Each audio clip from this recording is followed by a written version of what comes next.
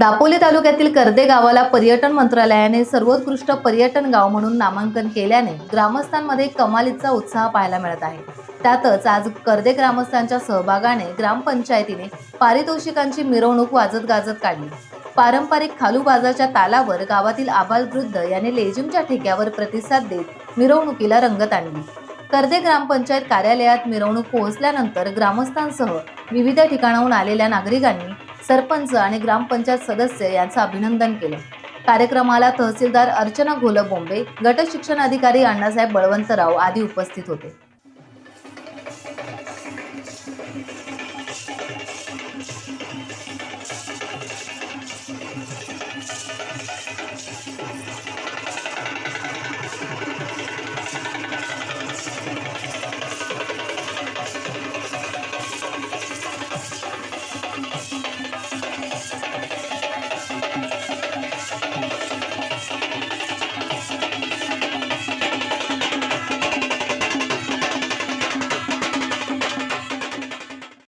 आणि हा पुरस्कार साधा सोपा नव्हता।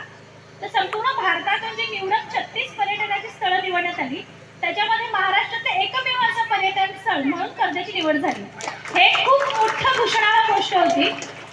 रात्री खूप उशीर झाल्यामुळे मी माननीय कलेक्टर सरांना हे कळवलं नव्हतं, पण दुसऱ्या दिवशी जसं त्यांना सकाळी कळलं तर सरांना ही सुद्धा खूप आनंद झालेला आहे। आज मी इथे जे आलेले आहे तर एक तहसीलदार म्हणून मला तर अभिमानच आहे या गोष्टीचा की आपल्या तहसीलमधील एक गाव राष्ट्रीय पातळीवर निवड होते। मात्र संपूर्ण जिल्ह्यातर्फे प्रांत सरांतर्फे माननीय जिल्हाधिकाऱ्यांनी स्वतः त्यांचं अभिनंदन केलं होतं आपल्या सरपंच आणि आपल्या सगळ्यांचंच की तुम्ही हे जे काम केले त्याच्यामुळेच हा आज आपल्याला पुरस्कार मिळालेला आहे। आज सगळ्यांना शुभेच्छा देण्यासाठी आणि त्यांचं अभिनंदन करण्यासाठी खास मला जिल्हाधिकाऱ्यांनी सांगितलं होतं की तुम्ही मॅडम नक्की जा तिथे।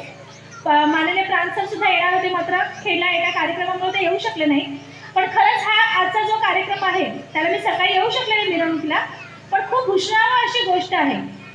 आज हा जो प्रतिष्ठेचा पुरस्कार मिळाला याच्यामध्ये सगळ्यात जास्त श्रेय जे असेल ते आपल्या ग्रामपंचायतीचे सरपंच शशी तोडणकर साहेब, त्याचबरोबर त्यांचे उपसरपंच भुवन साहेब, संपूर्ण ग्रामपंचायतीची टीम आणि सगळ्यात महत्त्वाचे म्हणजे या गावाचे ग्रामस्थ। पर्यटन आहे, आपल्याला माहिती आहे की दापोलीला खूप मोठा समुद्र किनारा आहे।